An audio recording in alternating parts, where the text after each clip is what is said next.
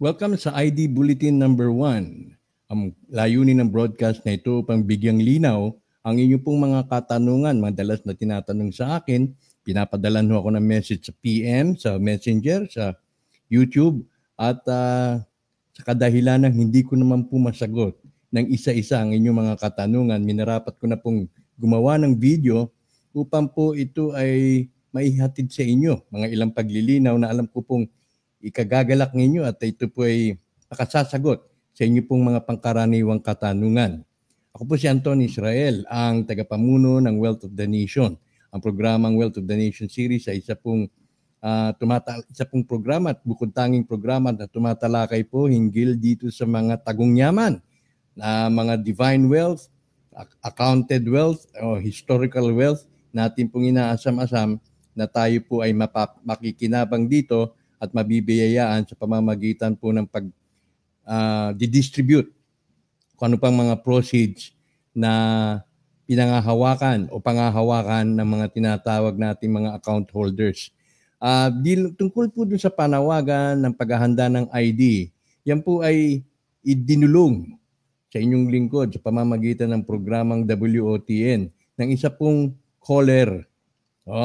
Siya po ay nagpakilalang emisaryo ng sole signatory.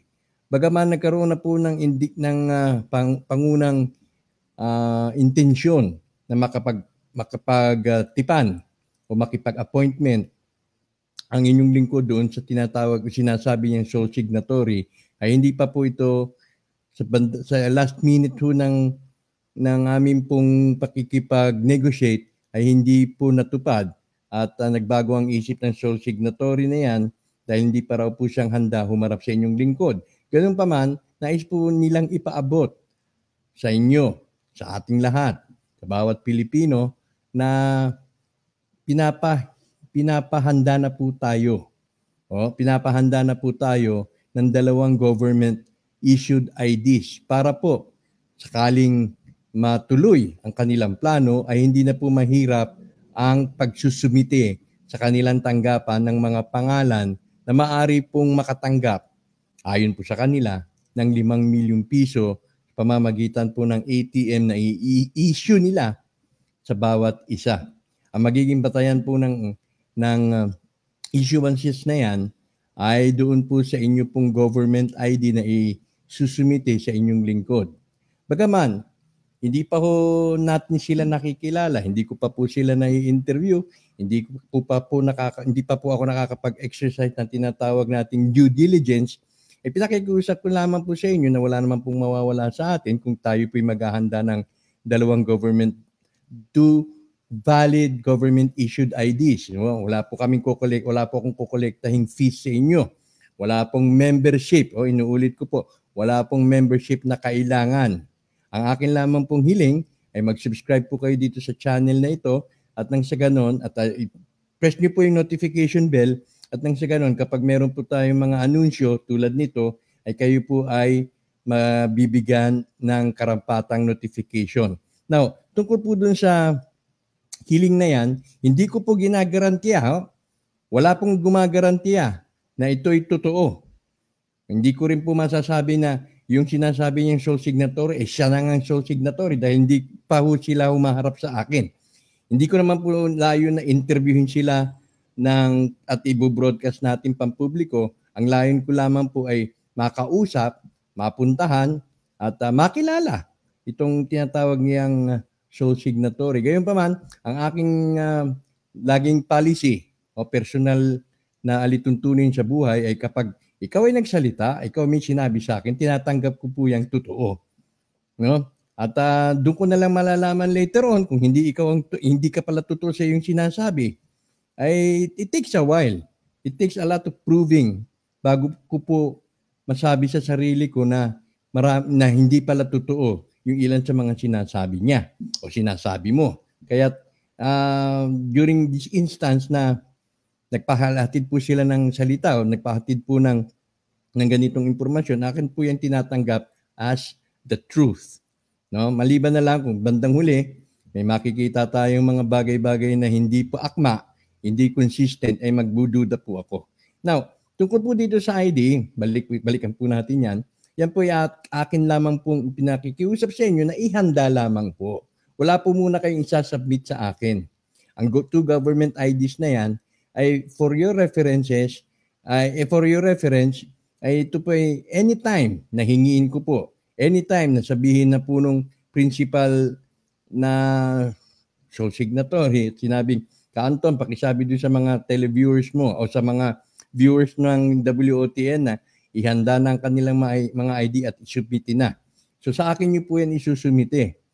Rest assured po na ako po yung mag-exercise ng due diligence. Meaning, hindi ko po yan ibibigay sa kanila hanggat hindi ko nasisiguro na siya na nga ang the right person na hahawak ng impormasyon niya. Akin pong ginagalang ang integridad ng inyong mga datos. Ginagalang ko po yan with the utmost secrecy, confidentiality, at makakaasa po kayo. The moment na hingin ko po sa inyo na isubmiti na ho sa akin, ay nakausap ko na po yung taong nagpapahingi niyan at na-validate ko na po, na-check ko na ho ang kanyang katayuan. Kung siya nga ba ay talagang sole signatory, siya ba ay account holder na nakatanggap ng malaking pera at kanyang nais ibahagi yan, nasa disposition niya po niya yan. At ngunit, yan po ay dapat kong malaman at nang sa ganon, ay magkaroon na po rin ako ng confidence na itong ating ginagawa, ito na nga ang tamang gawain. No? So, unang-una para dun sa mga common na katanungan, may membership ba ito? Wala pong membership. Obligado ba kayong sumali sa WOTN? Hindi po kayo obligadong sumali sa WOTN.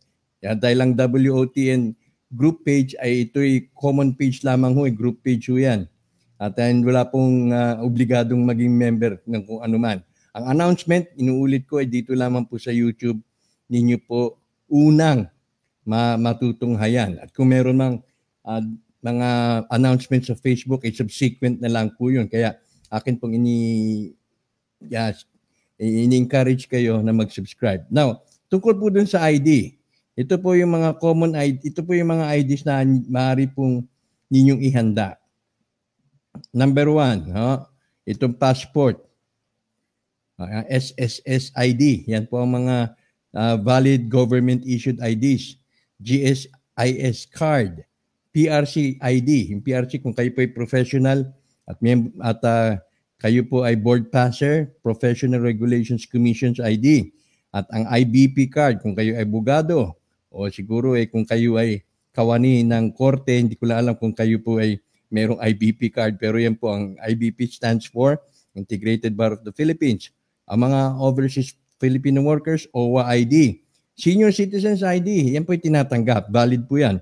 Voters ID at yung Digitized Postal ID. Ang akin pong rekomendasyon, kung kayo po ay walang passport, ang pinakamadali po sa mga ito na nakalista ay siyempre itong Senior Citizens ID kung para po doon sa mga 60s and above, at yung Voters ID para po doon sa mga butante, mga 18 years old, butante na, ay dagdagan na lamang po ninyo siguro ng Digitized Postal ID. Pagtungo lamang ho kayo sa inyong lokal na post office at doon po ay magtanong kung paano po kayo makakakuha ng Postal ID.